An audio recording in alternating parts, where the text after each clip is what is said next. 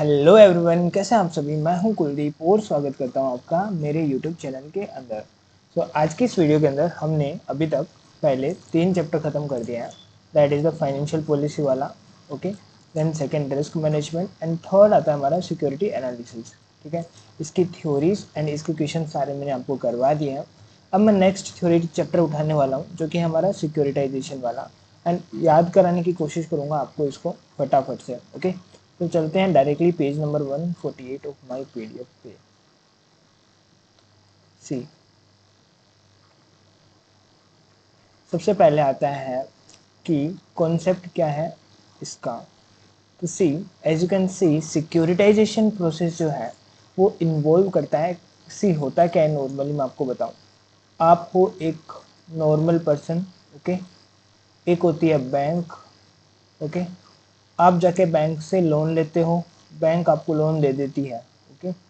अब क्या होता है, बैंक को कई बार होता है कि आप पे नहीं कर पाए टाइमली, तो बैंक के बहुत सारे वो एनपीए इंक्रीज होने लग जाते हैं। अब एनपीए इंक्रीज हो रहे हैं तो बैंकों को इनको रिड्यूस करने के लिए क्या करती है, इस लोन को वो किसी थर्ड पर्सन को बेच देती है, जिसको हम बोलते हैं स्पेशल पर्पज व्हीकल, ओके। ये जो पर्सन होता है ये भी हमारी तरह एक क्या बोलते हैं, एक एंटिटी होती है जो कि क्या करेगी, अब आपके लोन का जो ये राइट है वो इसके पास चला गया है, ठीक है। बैंक आपको मेल कर देगी कि अब से आपको किसको पेमेंट करना है, इसको पेमेंट करना है। और वो जो इसको बेचेगी ना एसपीवी को, हो सकता है कि वो डिफरेंट डिफरेंट एंगल में बेचे। वो या तो कंप्लीट लोन बेच दे, ठीक है, या फिर हो सकती है वो सिर्फ प्रिंसिपल सेल करे, इंटरेस्ट का राइट अपने पास ही रखे, या फिर सिर्फ इंटरेस्ट सेल कर सकती है, या फिर 50-50% करके ऐसे सेल कर सकती है।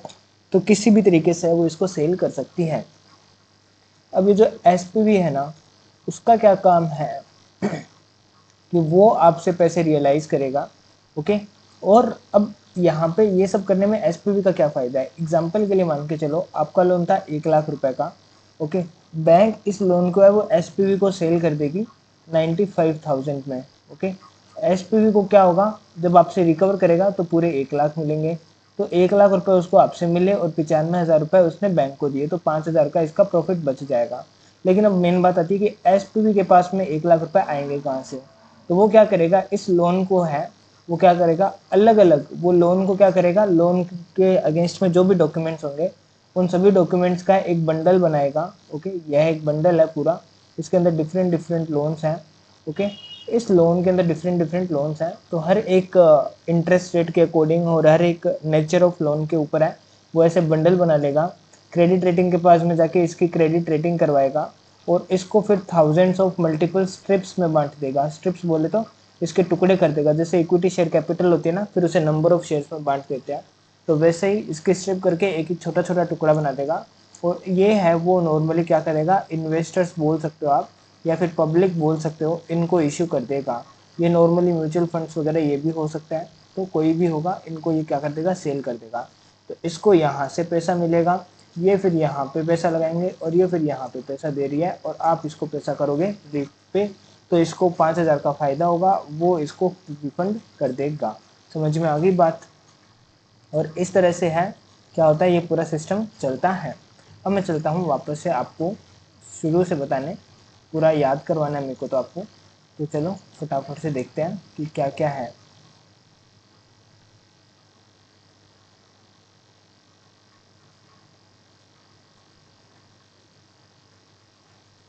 ओके, सी, सिक्योरिटाइजेशन की प्रोसेस में क्या किया जाता है, creation of pool of asset, ठीक है। जो पूल ऑफ एसेट है वो क्रिएट किया जाता है। पूल ऑफ एसेट क्या हो गया, जैसे कि मैंने अभी बताया आपको लोन वाला, ठीक है। तो जो भी लोन दे रही है उसका वो पूल ऑफ एसेट्स क्रिएट कर लेंगे और डिफरेंट डिफरेंट एसेट्स के पूल क्रिएट करेंगे। लाइक 8% वाले का एक हो गया, 9% वाले का एक हो गया, 10% वाले का एक हो गया, ऐसे, ओके। तो पूल ऑफ एसेट्स क्रिएट करेंगे from illiquid financial assets. Illiquid मतलब कि जो कि लिक्विड नहीं है, अभी पैसे कन्वर्ट नहीं होने, जिससे ऐसी फाइनेंशियल एसेट्स है जैसे कि रिसीवेबल और लोन्स विच आर मार्केटेबल।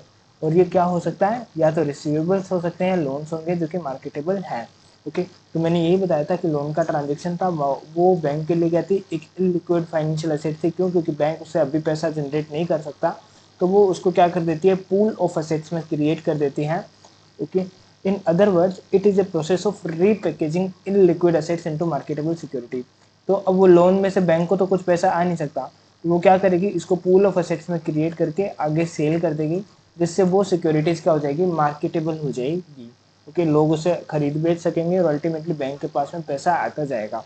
तो ये वाली प्रोसेस थी, it involves the creation of pool of assets from illiquid financial asset, जैसे कि रिसीवेबल या लोन्स विच आर मार्केटेबल। और अगर अदर वर्ड्स में बोलूँ तो यह एक प्रोसेस है रीपैकेजिंग इलिक्विड एसेट्स को इनटू मार्केटेबल सिक्योरिटीज के अंदर। रीपैकेजिंग करनी इलिक्विड एसेट्स की इनटू मार्केटेबल सिक्योरिटीज क्या है, सिक्योरिटाइजेशन प्रोसेस कहलाती है।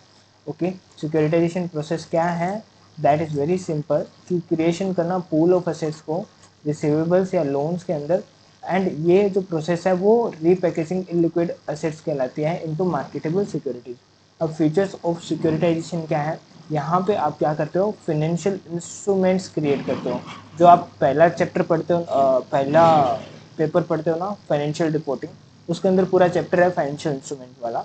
तो ये उसी इंस्ट्रूमेंट की बात कर रहा है कि आप डिफरेंट डिफरेंट टाइप के फाइनेंशियल इंस्ट्रूमेंट्स क्रिएट करते हो, बंडलिंग करते हो, अनबंडलिंग करते हो। ओके, किसकी, वही पूल ऑफ एसेट्स की बंडलिंग कर दोगे, या फिर जैसे एक टाइप के इंटरेस्ट के लोन है तो उसको आपने एक बंडल कर दिया। ठीक है, एक रिस्क को मैनेज करने का टूल हो गया, बिकॉज इससे बैंक्स अपना रिस्क को मैनेज कर सकते हैं। एक प्रॉपर स्ट्रक्चर्ड फाइनेंस हो गया। डिफरेंट ट्रेंचिंग होती है, ट्रेंचिंग मतलब कि नॉर्मली पता है क्या होता है, जैसे पेड़ियाँ होती है ना, एक दो फिर तीन फिर चार, भी इनको ट्रेंचेस बोलते हैं। तो अलग अलग टाइप के हो जाते हैं, तो इसीलिए इसको क्या बोलते हैं, डिफरेंट ट्रांचेस बोलते हैं। एंड होमोजेनिटी, होमोजेनिटी क्या बोलता है कि सब में इक्वलिटी रहनी चाहिए, दैट्स इट।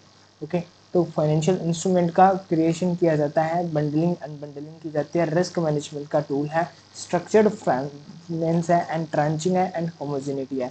तो दो टॉपिक अपन ने अभी तक पढ़े, सिक्योरिटाइजेशन प्रोसेस क्या होती है एंड फीचर्स क्या है सिक्योरिटाइजेशन के। तो जो सिक्योरिटाइजेशन प्रोसेस है वो इन्वॉल्व करती है creation of pool of assets को फ्रॉम इलिक्विड एसेट्स को, सच एज जैसे कि रिसीवेबल्स या लोन्स हो गए जो कि मार्केटेबल है। और अदर वर्ड्स में बोलूँ तो यह प्रोसेस है रीपैकेजिंग इलिक्विड एसेट्स की इनटू मार्केटेबल सिक्योरिटीज की, आप रीपैकेजिंग करते हो इलिक्विड एसेट्स की into marketable securities, that is securitization process. अब बात करते हैं फीचर्स क्या है सिक्योरिटाइजेशन के। तो यहाँ पे आप फाइनेंशियल इंस्ट्रूमेंट क्रिएट करते हो, आप बंडलिंग और अनबंडलिंग करते हो, रिस्क को मैनेज करके चलते हो, स्ट्रक्चर्ड फाइनेंस होता है, ट्रेंचिंग करते हो, एंड होमोजेनिटी करते हो। फाइनेंशियल इंस्ट्रूमेंट की क्रिएशन किया जाता है, बंडलिंग एंड अनबंडलिंग है, रिस्क है, मैनेजमेंट का टूल है, फाइनेंस है, ट्रेंचिंग और होमोजेनिटी है, ट्रेंचिंग और होमोजेनिटी है, ट्रेंचिंग और होमोजेनिटी है। Financial instrument, bundling unbundling, risk management का टूल है, स्ट्रक्चर्ड फाइनेंस है, ट्रेंचिंग है और होमोजेनिटी है, स्ट्रक्चर्ड फाइनेंस है, ट्रेंचिंग है एंड होमोजेनिटी, स्ट्रक्चर्ड फाइनेंस है, ट्रेंचिंग है और होमोजेनिटी है, स्ट्रक्चर्ड फाइनेंस है और ट्रेंचिंग है और होमोजेनिटी है, स्ट्रक्चर्ड फाइनेंस है, होमोजेनिटी है एंड ट्रेंचिंग है, स्ट्रक्चर्ड फाइनेंस है, होमोजेनिटी है एंड ट्रेंचिंग है। अभी आपको याद हो गया होगा क्या क्या चीज़ें, सिक्योरिटाइजेशन प्रोसेस समझी, क्या क्या फीचर्स है, ये पॉइंट क्यों नंबर पता है। आप एग्जाम में इनके अंदर फिर अपने तरफ से कोई भी एक दो लाइन लिख भी दोगे ना तो भी आपको पूरे में से पूरे मार्क्स मिल रहे हैं, क्योंकि मेन कीवर्ड्स देके ही वो क्या करता है, मार्क्स देता है एसएफएम में।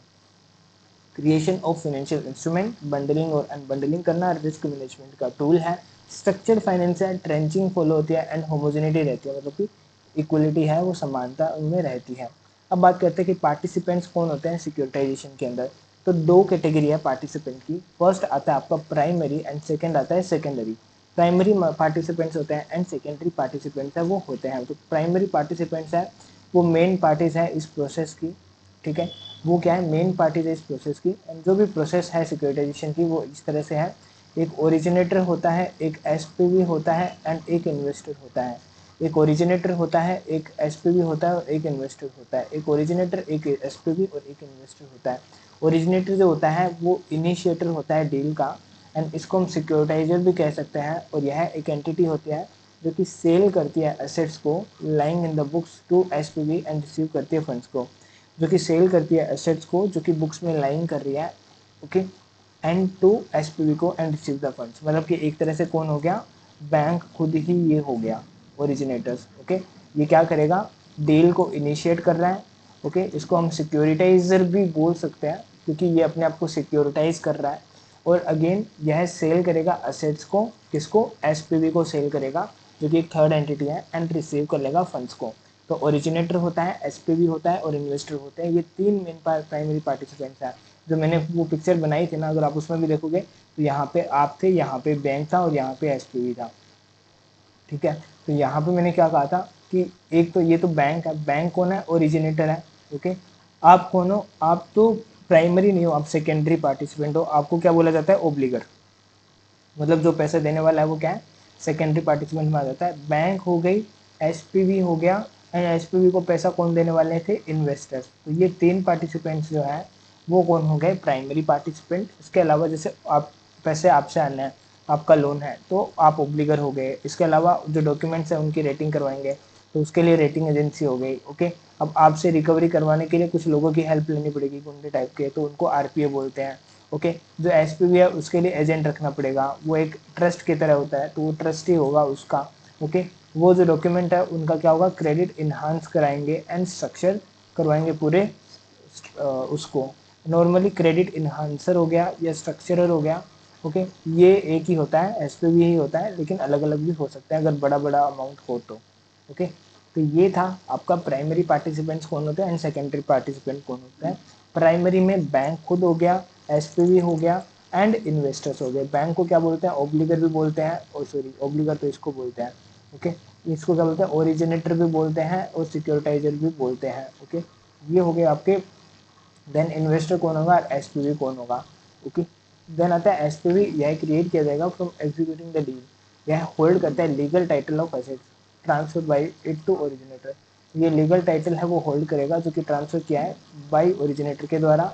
इन्वेस्टर है वो बायर है सिक्योरिटाइज पेपर्स के, जो कि इंडिविजुअल इंस्टीट्यूशनल इन्वेस्टर्स हैं जैसे कि mutual fund, provident fund, insurance companies etcetera. और वही बात करूँ सेकेंडरी के अंदर, तो ओब्लिगर आप समझ गए। ओके, रेटिंग एजेंसीज आप समझ गए, आरपीए समझ गए जो पैसा लाने वाले, एजेंट या ट्रस्टी हो गए। क्रेडिट इन्हांसर और स्ट्रक्चरर जो है वो यहाँ पे सेकेंडरी पार्टिसिपेंट्स के अंदर आ जाते हैं। ओके, देन अगेन अगर कोई कहे कि ये नोट्स मेरे क्या, नहीं, मैंने बस इंटरनेट से लेके सारे नोट्स को एक प्रॉपर बुक्स में कंबाइन किया है, तो बस ताकि मैं आप सबको पढ़ा सकूँ। ओके, अब बात कर रहे हैं creation of pool of asset. तो creation of pool of assets क्या है कि यहाँ पे सबसे पहले एसेट्स का है ना एक पूल क्रिएट किया जाता है। मैं अभी एग्जांपल के लिए बताता हूँ। एग्जांपल के लिए आपको ना बैंक, बैंक भी कौन सी, एसबीआई। एसबीआई के पास में होम लोन्स है। ओके, होम लोन्स हैं। फिर क्या है, आपके मान लो एमएसएमई लोन्स हैं। ओके, अब होम लोन्स के अंदर भी 7% वाले अलग हैं, 5 ईयर के, 7% के, 8 ईयर के, ठीक है, 10% के, 2 ईयर के, 12% के, 1 ईयर के। तो ऐसे करके different different type of loan हो सकते हैं ना, जिनकी डिफरेंट डिफरेंट मैच्योरिटी हो। तो उन सभी का, जैसे अब ये एक है ना, तो इसके अंदर जितने भी लोन फॉल कर रहे हैं उसका पूल क्रिएट किया जाएगा। ओके, ऐसे ही एमएसएमई के अंदर भी डिफरेंट डिफरेंट टाइप के लोन्स हो सकते हैं ना, तो उन सब का क्या किया जाएगा, एक पूल ऑफ एसेट्स क्रिएट किया जाएगा। और फिर उस पूल को, ये पूल है, ये पूल किसको दे दिया जाएगा, ये इसको दिया जाएगा एसपीवी को। ओके, अब वो क्या करेगा, इस पूल के बेसिस पे सिक्योरिटाइज पेपर्स बनाएगा, और सिक्योरिटीज पेपर इनको है वो क्या कर देगा, ऐसे अलग अलग अलग अलग अलग अलग अलग अलग अलग अलग अलग अलग में बांट देगा। अब ये एक एक हो गए हैं, इसके अंदर मान लो ये एक था पूरा पूल, और इसके अंदर 500 अलग अलग छोटे छोटे लोन्स हो गए। अब वो 500 लोन्स को, 500 लोन का पूल था, अब ये इसको क्या कर देगा, 1000 है वो इक्वल पार्ट में बांट देगा, जिसके सिक्योरिटाइज पेपर बन जाएंगे। वो इसका पूरा एडमिनिस्ट्रेशन करेगा, रिकोर्स कर देगा। अब यहाँ पे रिकोर्स तो ओरिजिनेटर क्या होता है कि अगर बाई चांस पे नहीं हुआ तो ओरिजिनेटर की लाइबिलिटी रहेगी। रीपेमेंट ऑफ फंड्स हो जाएगा, अगर फंड्स है वो रीपे हो जाते हैं तो। एंड क्रेडिट रेटिंग हो जाएगी टू इंस्ट्रूमेंट की। तो ये बोल रहा है कि मैकेनिज्म क्या है या प्रोसेस क्या है, स्टेप्स क्या है सिक्योरिटाइजेशन की। सबसे पहले पूल बनेगा, फिर ट्रांसफर हो जाएगा एसपीवी को, फिर वो उसके सिक्योरिटाइज पेपर सेल करेगा, उसको एडमिनिस्ट्रेट करेगा। अगर बाई चांस किसी का नहीं आया तो ओरिजिनेटर को रिकोर्स करेगा, अदरवाइज पेमेंट रिसीव कर लेगा, और फिर वो क्रेडिट रेटिंग करवा देगा इंस्ट्रूमेंट की। ओके, तो ये पूरी है वो प्रोसेस रहती है। उसके बाद में क्रेडिट रेटिंग होगी तो फिर वो बिकी गया।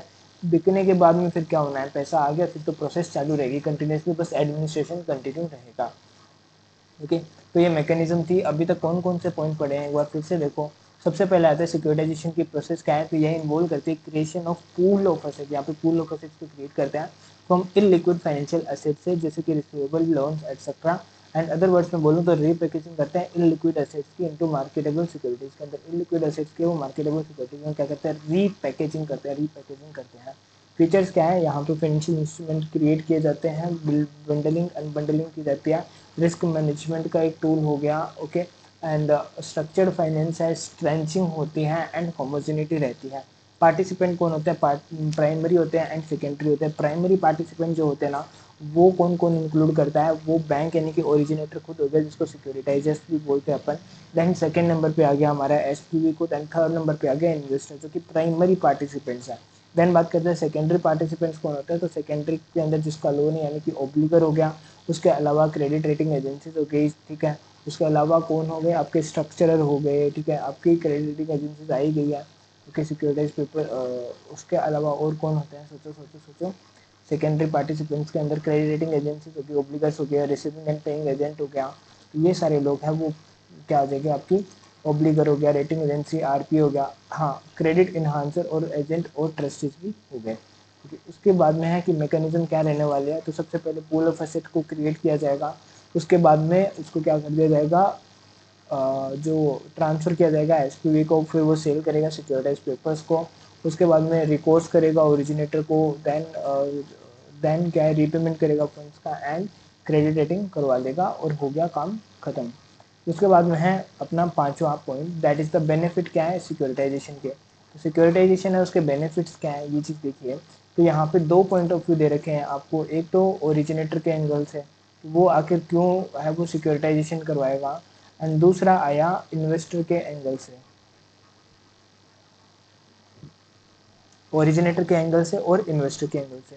अगर ओरिजिनेटर के एंगल से बोलूँ तो देखो सी, उसकी बैलेंस शीट में पहले है, उसकी बैलेंस शीट है ये, ओके, ये एसेट है, ये लाइबिलिटी है। एसेट में क्या आता है यहाँ पे, लोन, और कितना, 500 करोड़ का, ओके। अब उसके पास में इतने पैसे हैं और मान लो एग्जांपल के लिए 5 साल की टर्म्स के लिए दिया हुआ है, तो अब इस पे इसको सिर्फ इंटरेस्ट इनकम आएगी और कुछ होगा नहीं। तो यहाँ पे क्या होता है, ऑफ बैलेंस शीट फाइनेंसिंग हो जाती है। मतलब कि ये जो 500 करोड़ है वो तो उसके बैंक के लगे हुए हैं, लेकिन वो क्या कर लेगी, 500 करोड़ किसी और को बेच के यहाँ पे उसके पास में कैश में जनरेट हो जाएंगे 500 करोड़, और फिर वो फर्दर क्या कर पाएगी, लोन दे पाएगी। समझ रहे हो। तो ये चीज़ है कि 500 करोड़ का उसका बिजनेस चलता रहे, तो इसीलिए ऑफ बैलेंस शीट है वो, उसको क्या होगी, फंडिंग मिल गई, फाइनेंसिंग है उसकी हो गई, ओके। देन आता है वो अपने मेन बिजनेस पे जो कि लोन देने का है उस पर ज़्यादा फोकस कर सकती है, नहीं कि उसको इसकी रिकवरी की टेंशन रहेगी, वरना तो वो रिकवरी की टेंशन लेती रहेगी। तो रिकवरी पे ना फोकस करके वो किस पे स्पेशलाइजेशन कर सकता है, मेन बिजनेस पे।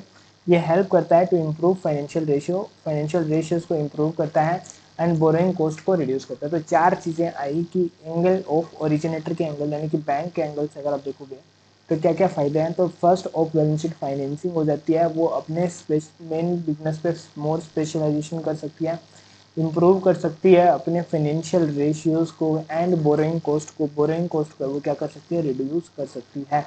बोरोइंग कॉस्ट को क्या कर सकती है, रिड्यूस कर सकती है। तो बेनिफिट क्या है सिक्योरिटाइजेशन के, from the angle of originator की एंगल की बात करूँ मैं तो ऑफ बैलेंस शीट फाइनेंसिंग हो जाएगी, मोर स्पेशलाइजेशन हो जाएगा मेन बिजनेस में, इम्प्रूव हो जाएगा फिनेंशियल रेशियो एंड रिड्यूस हो जाएगी बोरिंग कॉस्ट।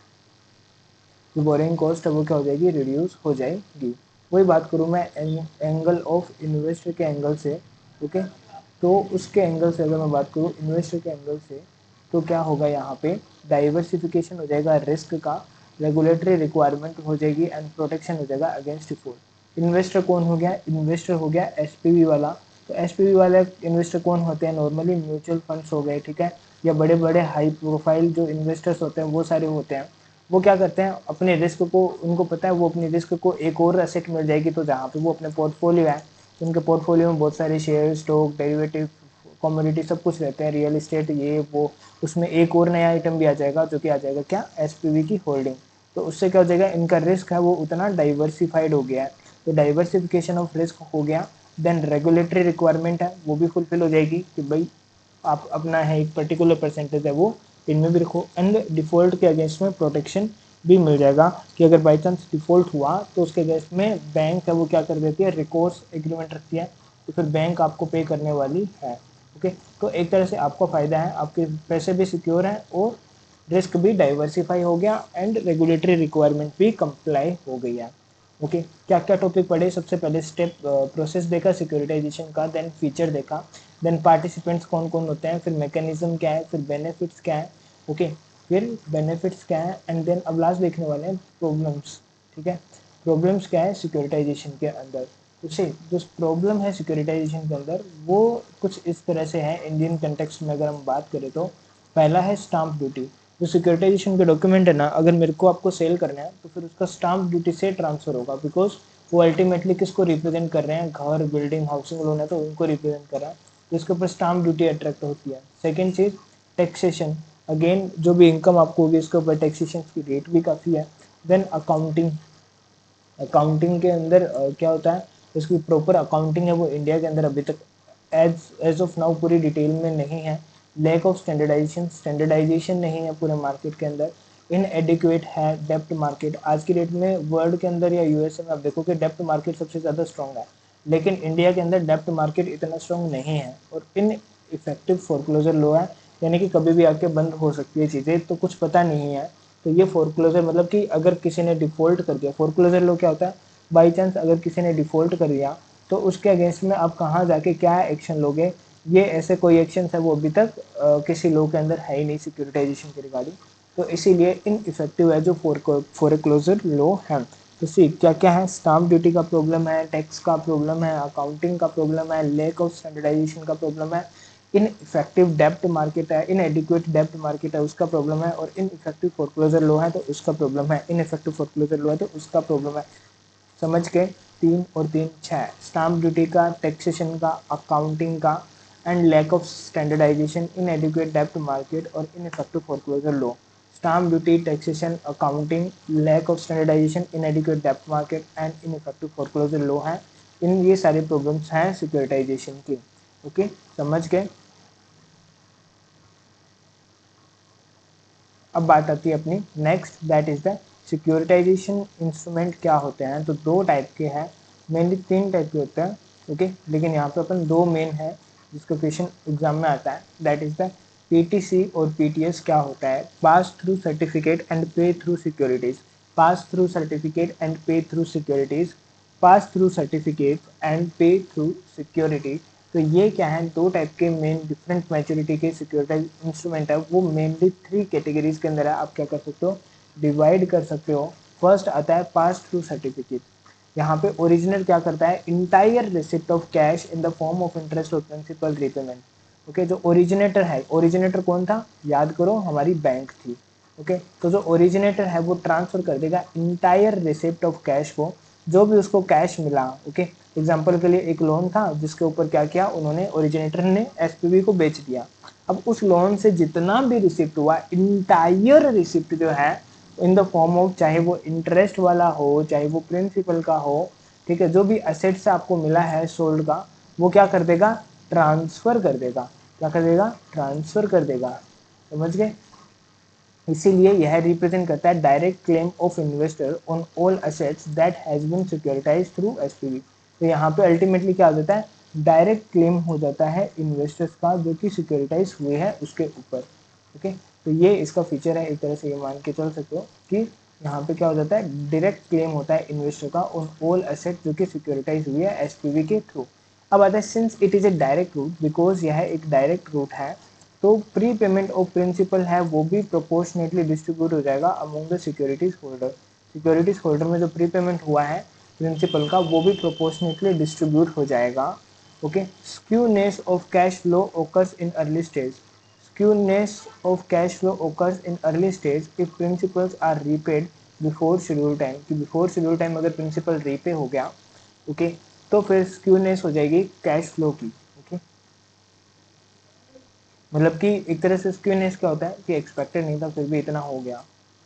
ओके मतलब उससे और ज़्यादा प्रॉफिट मिलता, इंटरेस्ट मिलता, लेकिन वो प्रीपेड ही हो गया, तो फिर शेड्यूल टाइम से, तो फिर जितना हमें रिटर्न उससे एक्सपेक्टेड था तो वो नहीं मिल पाएगा। तो ये एक तरह से इसकी स्क्यूनेस है कैश फ्लो की। ओके ये हो गया 3 चीज़ें। ओरिजिनल, ओरिजिनेटर है जो वो ट्रांसफर करेगा entire receipt in cash of form of interest और principal repayment through the asset sold, and इसीलिए यहाँ पे डायरेक्ट क्लेम रहता है किसका, इन्वेस्टर का ऑन द ऑल एसेट्स जो कि सिक्योरिटाइज हुई है एसपीवी को, सिंस यह डायरेक्ट रूट है, जो भी प्रिंसिपल पेमेंट रीपेमेंट हुआ है, पेमेंट प्रिंसिपल है वो प्री पेमेंट हुआ है, प्री पेमेंट की बात की है यहाँ पे, ओके, अर्ली स्टेज की बात किया है, और प्रिंसिपल वो भी प्रोपोर्शनेट हो जाएगा among the securities holder. Securities holder कौन है, इन्वेस्टर के अंदर क्या हो जाएगा, डिस्ट्रीब्यूट हो जाएगा। स्क्यूनेस ऑफ कैश फ्लो है वो ओकर होती है अर्ली स्टेज में if principal are repaid before schedule time.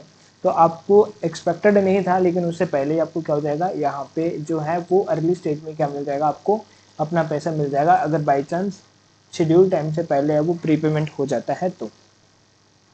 ये था हमारा पे थ्रू सर्टिफिकेट। देन आता है pay through securities. Pay through securities क्या बोलते हैं, to overcome the limitation of PTC there is another structure is equal PTS. तो पीटीसी की जो लिमिटेशंस हैं उससे ओवरकम करने के लिए यहाँ पे अनदर स्ट्रक्चर पिक्चर में आता है जिसको हम बोलते हैं पीटीएस।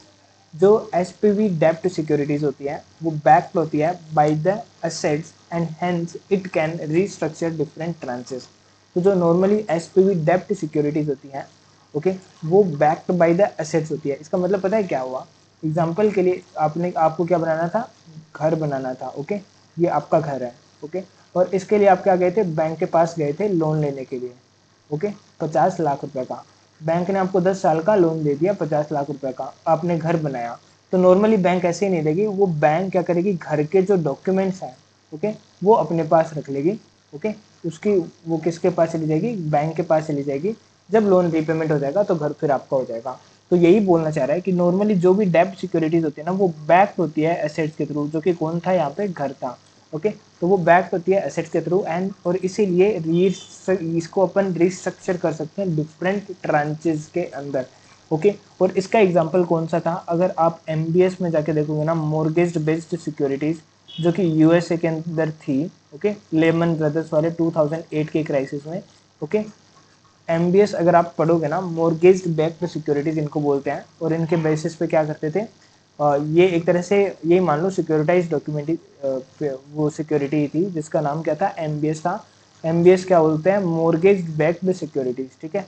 मॉर्गेज बैक्ड सिक्योरिटीज बोलते थे, ये काफ़ी ज़्यादा सिक्योर मानी जाती थी क्योंकि हाउसिंग मार्केट कोलैप्स करने की कोई पॉसिबिलिटी नहीं थी, क्योंकि घर है वो क्या हुए, गिरवी रखे हुए हैं लोगों के, अगर लोगों ने डिफॉल्ट भी किया तो बैंक क्या कर लेगी, घर पे कब्जा कर लेगी। लेकिन ये फिर भी कोलैप्स हो गया बिकॉज घरों की जो रेट थी वो 10 लाख के घर के एग्जाम्पल के लिए 1-1 करोड़ की वैल्यू उठी हुई थी, 1-1 करोड़ का लोन सेंक्शन हो रखा था, एक घर के ऊपर मल्टीपल लोन्स इशू हो रखे थे। तो इन कारणों से वो उस टाइम 2008 के अंदर लेमन ब्रदर्स वाला कोलैप्स हुआ था। तो उसी में ये निकल के आया था कि जो भी डेब्ट सिक्योरिटीज होती हैं वो नॉर्मली बैक्ड होती है एसेट से, और इसीलिए हम उसे डिफरेंट ट्रांचेस में बांट सकते हैं। यह परमिट करती है, और डिफरेंट ट्रांचेस मतलब कि अगेन ये आपका इंटरेस्ट रेट पे हो सकता है, प्रिंसिपल पे हो सकता है, मैच्योरिटी पे हो सकता है, इवन क्रेडिट रेटिंग पे हो सकता है, ठीक है। तो ये सारे हैं वो आपके डिफरेंट ट्रांचेस हो जाएंगी इसकी, ओके। ये ट्रिपल ए कैटेगरी का हो सकता है, डबल ए का हो सकता है, ए का हो सकता है, ट्रिपल बी कैटेगरी का हो सकता है, ए प्लस कैटेगरी का हो सकता है, बी प्लस का हो सकता है। तो अलग अलग कैटेगरी के हैं वो आपके क्या बन सकते हैं, सिक्योरिटाइज पेपर्स है वो बन सकता है। यह परमिट करता है आपको desynchronization of servicing of securities issued from cash flow generating from the asset. और ये क्या करती है, डिसिंक्रोनाइज कर देती है, मतलब दोनों को अलग अलग कर देती है कि जो भी सिक्योरिटीज से आपको इनफ्लो जनरेट होगा ना और जो एसेट से होगा वो दोनों का अलग अलग रहेगा। ऊपर वाले में तो क्या था, जो पीटीसी थी, पे पास थ्रू सर्टिफिकेट, उसमें तो सिर्फ सिंपल एसपीवी पासिंग उनका काम कर रहा था, अपना खर्चा रख रहा था, और जो भी प्रिंसिपल इंटरेस्ट पहले मिल गया तो वो उसको पास ऑन कर देगा। लेकिन पे थ्रू सिक्योरिटीज के अंदर क्या है कि आप इसके अंदर जो पीटीएस है उसके अंदर क्या करोगे, आप खरीद लोगे, ओके, आप इन्वेस्टर एग्जांपल के लिए आपने खरीद ली, एंड देन उसके बाद में आप यहाँ पे क्या कर दोगे, उसकी सर्विसिंग करोगे, जो भी कैश फ्लो जनरेट होना है एसेट से उसको आप क्या कर दोगे, आगे ट्रांसफ़र कर दोगे। लेकिन कब करोगे, जब उसकी ड्यू डेट आएगी, ये नहीं कि अर्ली रिसीव हो गया तो अर्ली ही ट्रांसफ़र कर दिया, नहीं। यह परमिट करता है डिसिंक्रोनाइज हो गया, मतलब सिंक्रोनाइज करना मतलब आपस में वो एकजुट हो जाना, लेकिन यहाँ पे नहीं है। जो सिक्योरिटीज़ की सर्विसिंग है वो अलग है, एंड जो भी कैश फ्लो जनरेट हुए हैं एसेट से वो अलग है। सर्विसिंग ऑफ सिक्योरिटी मान लो मैंने आपको 8% डेप्ट इशू किया, तो 8% का जो इंटरेस्ट मेरे को आपको पे करना है वो सर्विसिंग ऑफ सिक्योरिटीज वाला पार्ट है। And cash flow generating from assets है, एसेट्स कौन सी थी, मॉर्गेज बैक, तो उससे जो भी कैश फ्लो जनरेट होगा वो वाली बात अलग है। तो इन दोनों का डिसिंक्रोनाइजेशन करता है। साथ साथ में ये प्रोवाइड करता है फ्रीडम टू इशू सेवरल डेब्ट ट्रांचेस विथ वेरिंग मैच्योरिटी। आप डिफरेंट डिफरेंट मैच्योरिटी की क्या कर सकते हो, यहाँ पे ट्रांचेस है वो आपको सेवरल डेब्ट ट्रांचेस है विथ वेरिंग मैच्योरिटी है, ये प्रोवाइड करती है फ्रीडम टू इशू। ओके, ये फ्रीडम देती है आपको इशू करने की डिफरेंट ट्रांचेस को। ओके, तो ये था पीटीसी एंड पीटीएस। पीटीसी क्या होता है, ओरिजिनेटर ट्रांसफर करता है entire receipt of cash in the form of interest और principal repayment from the asset source, इसीलिए यह रिप्रेजेंट करती है direct claim of investor in all assets that has been securitized through SPV. Since it is a direct route, any prepayment of principal is also proportionately distributed among the security holders. And PTS क्या होता है, to overcome the limitation of PTCs, this is another structure is equal PTS, SPV debt securities are backed by the asset and इसीलिए इसको हम क्या कह सकते हैं, रिस्ट्रक्चर कर सकते हैं डिफरेंट ट्रांचेस के अंदर। यह परमिट करती है desynchronization of servicing of securities issued from cash flow generating from the asset, and यह प्रोवाइड कर सकती है freedom to issue several dept tranches with varying maturity. Several dept tranches है वो इशू कर सकते हैं विथ वेरिंग मैच्योरिटीज। ओके, तो पीटीसी एंड पीटीएस हो गया। अब आते हैं स्ट्रिप्ड सिक्योरिटीज, यानी कि यहाँ पे अलग अलग टाइप की हो सकती है। आप इसको डिवाइड कर सकते हो कैश फ्लोज को। ओके, अंडरलाइंग सिक्योरिटीज में, वो भी दो या उससे ज़्यादा नई सिक्योरिटीज के अंदर, यानी कि इंटरेस्ट ओनली सिक्योरिटी हो सकती है, प्रिंसिपल ओनली हो सकती है, प्रिंसिपल प्लस इंटरेस्ट का कोई कॉम्बिनेशन हो सकता है ऐसा। एज ईच इन्वेस्टर रिसीव करता है कॉम्बिनेशन ऑफ प्रिंसिपल इंटरेस्ट, तो यह शिफ्ट होती है इनटू इंटरेस्ट एंड प्रिंसिपल के अंदर। अकॉर्डिंगली जो होल्डर होता है इंटरेस्ट ओनली वाला, वो रिसीव करेगा सिर्फ इंटरेस्ट, जो कि पीओ वाला है जैसे जैसे yield to maturity rise.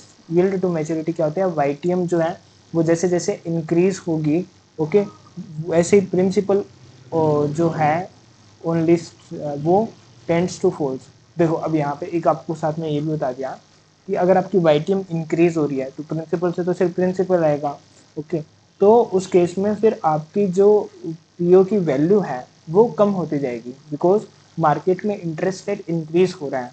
Okay, और जब आपने लगाया होगा आपको तो फिक्स प्राइस मिलना है प्रिंसिपल वाला, और कुछ मिलना नहीं है, तो इसीलिए अब आपकी कॉस्ट ज़्यादा पड़ेगी। वही अगर वाईटीएम डिक्रीज हो रही है तो पीओ की वैल्यू इंक्रीज हो जाएगी। इंटरेस्ट ओनली है तो वाईटीएम जैसे इंक्रीज होगी तो आईओ भी इंक्रीज होगी, और अगर डिक्रीज होती है in contrast value of IO security increases, तो इंटरेस्ट रेट गोज अप। अब बात करते हैं प्राइसिंग कैसे होगी सिक्योरिटाइज डॉक्यूमेंट इंस्ट्रूमेंट की। ये वाला क्वेश्चन अभी आया था एग्जाम के अंदर, तो अभी नहीं आएगा। ओके, अभी ये नहीं आएगा, इसको छोड़ सकते हो। लेकिन अगेन दो होता है, ओरिजिनेटर के एंगल से और इन्वेस्टर के एंगल से है, वो इसकी प्राइसिंग होती है। ओके, तो ये था हमारा पूरा चैप्टर। एक बार फिर से मैं आपको पढ़ा देता हूँ क्या क्या था इसके अंदर। सबसे पहले सिक्योरिटाइजेशन की प्रोसेस थी, जिसमें पूल ऑफ एसेट्स क्रिएट किए जाते हैं फ्रॉम इलिक्विड फाइनेंशियल एसेट्स से, जैसे कि रिसीवेबल्स, लोन्स जो कि मार्केटेबल हैं। अदर वर्ड्स की बात करूँ तो यह एक प्रोसेस है रीपैकेजिंग करने की इलिक्विड एसेट्स को into marketable securities. Illiquid assets को मार्केटेबल सिक्योरिटीज़ में रीपैकेजिंग करने की प्रोसेस है। फीचर्स क्या है इसके, तो फीचर्स के अंदर फाइनेंशियल इंस्ट्रूमेंट क्रिएट किया जाता है, बंडलिंग अनबंडलिंग की जाती है, रिस्क मैनेजमेंट का टूल है, स्ट्रक्चर्ड फाइनेंस है, ट्रेंचिंग है एंड होमोजेनिटी है। उसके बाद में पार्टिसिपेंट्स प्राइमरी में तीन थे, बैंक, इन्वेस्टर और आपका ओरिजिनेटर यानी बैंक हो गया, इन्वेस्टर हो गया, और एक और कौन था, एसपीवी। उसके बाद में सेकेंडरी के अंदर ओब्लिगर, रेटिंग एजेंसीज, आरपीए हो गए, स्ट्रक्चरर हो गए, क्रेडिट इन्हांसर हो गए, और आपका एजेंट या ट्रस्टी हो गए एसपीवी के लिए। मैकेनिज्म क्या है, सबसे पहले आप पूल ऑफ एसेट्स को क्रिएट करते हो, फिर एसपीवी को ट्रांसफर कर देते हो, फिर वो इसकी सिक्योरिटाइज पेपर की सेल करता है, देन एडमिनिस्ट्रेशन करता है, देन उसके बाद में रिकोर्स करता है ओरिजिनेटर को, एंड बाद में रीपेमेंट्स कर देता है फंड्स का, और क्रेडिट रेटिंग करता है इंस्ट्रूमेंट्स की। देन उसके बाद में बेनिफिट्स ऑफ सिक्योरिटाइजेशन क्या है, अगेन एंगल किसका है, ओरिजिनेटर का है तो अलग होगा, इन्वेस्टर का अलग होगा। ओरिजिनेटर है तो वो ऑफ बैलेंस शीट फाइनेंसिंग कर लेगा, अपने काम पे ज़्यादा फोकस कर पाएगा, इंप्रूव कर पाएगा अपने फाइनेंशियल रेशियोज को, एंड रिड्यूस कर पाएगा बोरोइंग कॉस्ट को। ओके, वही बात करूँ अगर मैं हमारा इन्वेस्टर है तो वहाँ पे डाइवर्सिफिकेशन हो जाएगा रिस्क का, रेगुलेटरी रिक्वायरमेंट है, प्रोटेक्शन हो जाएगा अगेंस्ट डिफॉल्ट। तो डाइवर्सिफिकेशन हो जाएगा रिस्क का, रेगुलेटरी रिक्वायरमेंट है, एंड प्रोटेक्शन हो जाएगा अगेंस्ट डिफॉल्ट। डिफॉल्ट के अगेंस्ट में आपको क्या मिल जाता है, प्रोटेक्शंस है वो मिल जाता है। उसके बाद मैं बोलता हूँ कि प्रॉब्लम्स क्या है सिक्योरिटाइजेशन के अंदर। तो मेन प्रॉब्लम जो कि फेस की गई है सिक्योरिटाइजेशन में, स्पेशली इन इंडियन कंटेक्स्ट, तो वो ये है कि स्टाम्प ड्यूटी का प्रॉब्लम है, टैक्सेशन का है, अकाउंटिंग का है, लैक ऑफ स्टैंडर्डाइजेशन है, इनएडिक्वेट डेप्थ मार्केट है और इनइफेक्टिव फॉरक्लोजर लॉ है। तो मतलब स्टाम्प ड्यूटी लगती है, टैक्स भी लगता है, अकाउंटिंग भी इसकी क्रिटिकल है, लैक ऑफ स्टैंडर्डाइजेशन है, ओके, डेप्थ मार्केट भी इंडिया में अभी तक इतना एडिक्वेट नहीं हुआ है, एंड फॉरक्लोजर लॉ। ये सारी चीज़ें क्या करती है, प्रॉब्लम जनरेट करती है सिक्योरिटाइजेशन में। अब सिक्योरिटाइजेशन इंस्ट्रूमेंट कितने टाइप के होते हैं, तो पीटीसी, पीटीएस एंड स्ट्रिप्ट सिक्योरिटीज होती हैं। पीटीसी क्या होता है, अगेन ओरिजिनेटर ट्रांसफर कर देता है the entire receipt of cash, okay, in the form of interest और प्रिंसिपल है repayment from the asset sold, and इसीलिए यहाँ पे डायरेक्ट क्लेम हो जाता है इन्वेस्टर का over the on all assets जो कि सिक्योरिटाइज की गई है एसपीवी के थ्रू। अगेन ये डायरेक्ट रूट है, प्रीपेमेंट, अगर प्रीपेमेंट हो जाता है प्रिंसिपल का तो वो भी इन्वेस्टर्स लोगों को है वो क्या हो जाएगा, प्रोपोर्शनेटली डिस्ट्रीब्यूट हो जाएगा अमॉन्ग द सिक्योरिटी होल्डर में। सिक्योरनेस ऑफ कैश फ्लो है वो ओकर हो जाएगी अगर अर्ली स्टेज में क्या हो गया वो पेमेंट करके चले जाते हैं। तो वही बात करूँ पीटीएस की, तो ओवरकम करने के लिए लिमिटेशन आई है पीटीसी की, that is there another structure है पीटीएस वाला।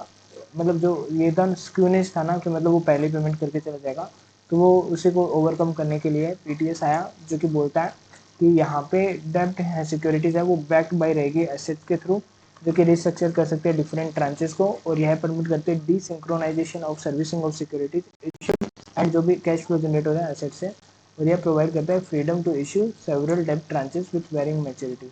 तो सेवरल डेब्ट ट्रांचेस आप इशू कर सकते हो वेरिंग मैच्योरिटीज की इसके थ्रू। देन आता है स्ट्रिप्ट सिक्योरिटीज क्या है, अगेन इंटरेस्ट ओनली और प्रिंसिपल ओनली होती है, कॉम्बिनेशन ऑफ प्रिंसिपल इंटरेस्ट होता है, एंड अकॉर्डिंगली जो होल्डर होता है आईयू सिक्योरिटीज का वो रिसीव करेगा only interest, while pure security holder receive करेगा ओनली प्रिंसिपल को। अब बात करते हैं इफ वाईटीएम ऊपर जाती है तो PO price tends to fall, in contract value of IO security increase हो जाती है when interest rate goes up, okay. उसके बाद में प्राइसिंग कैसे करेंगे सिक्योरिटाइज इंस्ट्रूमेंट की, that is pricing should be acceptable होनी चाहिए ओरिजिनेटर इन्वेस्टर को from the angle of originator के एंगल और इन्वेस्टर के एंगल से। अब बात करते हैं इसके थ्योरी क्वेश्चन कौन कौन से आया, तो अगेन पहला वही आया कि सिक्योरिटाइजेशन के अंदर मेन प्रॉब्लम क्या क्या है, तो दैट इज कि स्टाम्प ड्यूटी का मेन प्रॉब्लम है, टैक्सेशन का है, अकाउंटिंग का है, लैक ऑफ स्टैंडर्डाइजेशन, इनएडिक्वेट डेब्ट market and ineffective foreclosure law. तो स्टाम्प ड्यूटी जो है वो ऑब्स्टेकल है इंडिया के अंदर, ओके। अंडर टोपा ए mortgage debt stamp duty which goes up to 12% in some state in India, and this impeded the growth of securitization in India. It should be noted that since PTC does not evidence any debt, only able to receivables, they are exempted from stamp duty. तो इसीलिए यहाँ पे बोला कि since यहाँ पे आपको note करना चाहिए कि पीटीसी जो है पास थ्रू सर्टिफिकेट, तो उससे जो भी आता है वो डज नॉट एविडेंस एनी डेप्ट, वो कोई डेप्ट को रिप्रेजेंट नहीं करता है, बल्कि वो सिर्फ रिसीवेबल्स हैं, और ऐसे केस में वो एग्जाम्प्ट होना चाहिए स्टाम्प ड्यूटी से। मोर ओवर इन इंडिया अगर मैं बात करूँ तो जो रिकॉग्नाइज करना special nature of securitize instrument in some state has reduce the stamp duty on them, कि रिकॉग्नाइज करना स्पेशल नेचर को सिक्योरिटाइज इंस्ट्रूमेंट का कुछ स्टेट के अंदर ये रिड्यूस करता है स्टाम्प ड्यूटी ऑन डैम। फिर आता है टैक्सेशन, यह अनदर एरिया है कंसर्न का, that is in the absence of any specific provision relating to securitize instrument of income tax act, expert opinion है वो डिफर करता है बहुत ज़्यादा। Some are opinion that SPV as a trustee is liable to be taxed in representative capacity, कि trustee है वो representative capacity के अंदर लाइबल रहेगा चार्ज करने के लिए tax, while others are of the view that instead of SPV, investors will be taxed on their share of income। तो क्लैरिटी है यहाँ पे अभी भी रिक्वायर्ड है कि आखिर कैपिटल गेन इम्प्लीकेशन क्या आएंगे on passing payments to the investors, अगर इन्वेस्टर्स को पास कर रहे हैं पेमेंट्स को। फिर आता है अकाउंटिंग, तो अकाउंटिंग एंड रिपोर्टिंग जो है सिक्योरिटाइज एसेट्स की in the book of originator is another area of concern, तो वो भी अनदर एरिया है कंसर्न का। Although securitization is related to an off-balance sheet instrument, but in true sense, receivables are removed from original balance sheet. Problem arise especially when assets are transferred without recourse। लेकिन अगर without रिकॉर्स अगर asset transfer की गई है तो फिर उस case में क्या होगा, ओके। फिर तो वो ओरिजिनेटर की बैलेंस शीट तो गायब ही हो गई, लेकिन स्टिल वहाँ पे क्या रहता है, ओरिजिनेटर का रोल तो रहता ही है। लैक ऑफ स्टैंडर्डाइजिंग क्या है, अगर एवरी ओरिजिनेटर है वो फॉलो करता है own format for the documentation and administration, having lack of standardisation, तो वो अनदर ऑब्स्टेकल बन जाता है in the growth of securitization की ग्रोथ में एक अलग से अपना ऑब्स्टेकल बन जाता है।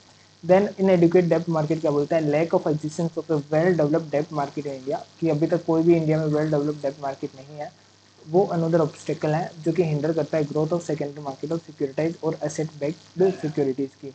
अब इनइफेक्टिव फोरक्लोजर लोग क्या बोलते हैं, for many years efforts for an effective foreclosure but still foreclosure laws are not supportive to lending institutions, and this makes securitization instrument, especially mortgage-backed securities, less less effective as lender face difficulty to transfer property in the event of default of the borrower। अगर default हो जाएगा तो फिर वो क्या करेगा, इस case में फिर वो लेंडर के लिए एक मुसीबत बन के रह जाती है। उसके बाद में आता है, डिस्कस कीजिए स्टेप्स क्या है सिक्योरिटाइजेशन मैकेनिज्म की। तो पूल ऑफ एसेट क्रिएट करो, फिर ट्रांसफर कर दो एसपीवी को, सेल करो सिक्योरिटाइज पेपर को, एडमिनिस्ट्रेशन करो, रिकॉर्स करो ओरिजिनेटर को, रीपेमेंट करो फंड का, एंड क्रेडिट रेटिंग करो इंस्ट्रूमेंट की। ये जो प्रोसेस है सिक्योरिटाइजेशन की, वो creation of pool of asset से बिगिन होती है बाई सेग्रीगेशन ऑफ एसेट्स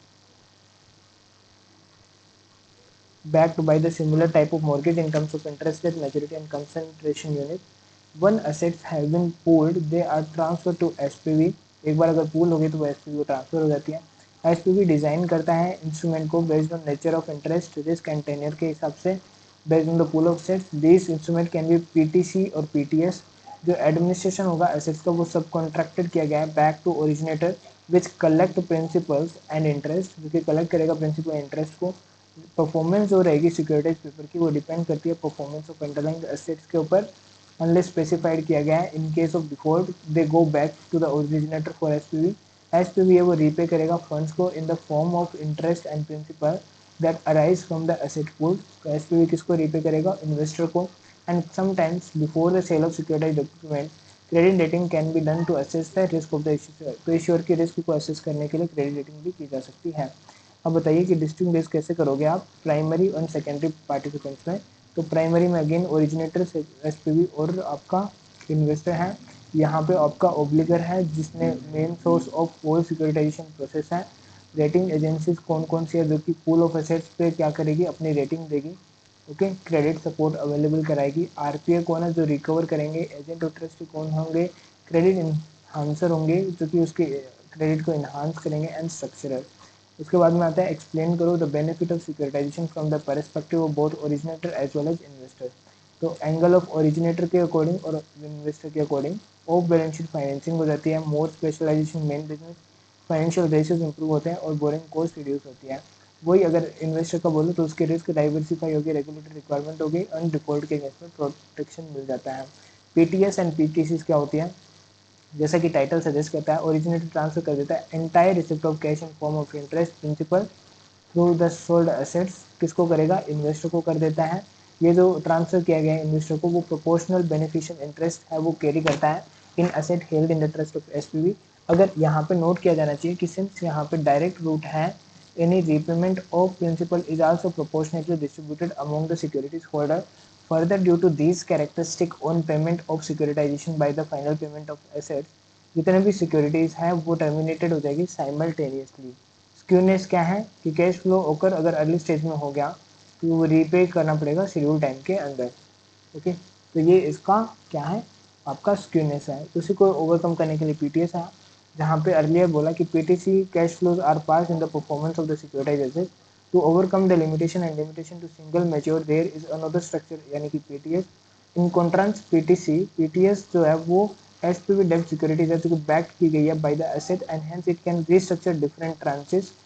और अदर वर्ड्स के अंदर अगर बताऊं तो ये परमिट करती है desynchronization of servicing of securities issued from cash flow generating from the asset. Okay, इसीलिए द स्ट्रक्चर है वो also permit the SPV to reinvest surplus funds और short term as per their repayment since pay through all cash flow immediately in PTS. In case of early repayment of receivable plus cash can be used for short-term yield. The structure also provides the freedom to issue several debt tranches with varying maturity. मतलब अगर early payment अगर इस case में आ भी गया तो वो उसको क्या करेंगे, शॉर्ट टर्म के लिए कहीं और इन्वेस्ट कर देंगे या डिफरेंट ट्रांचेस के अंदर डेप्ट को है वो इशू कर देंगे। उसके बाद में 5 क्वेश्चन पूरे हो गए, फिर अपना नेक्स्ट थ्योरी चैप्टर है। तो यहाँ पे ही अपनी वीडियो खत्म होती है। आपको अगर सिक्योरिटाइजेशन में कोई भी डाउट रहा हो तो पूछ लेना। मैंने ट्राई किया है कि आपको फटाफट याद कराने वाले तरीके से फटाफट करा दूँ। फिर भी कोई डाउट है तो पूछ लेना कमेंट सेक्शन में। Thank you and tata bye bye.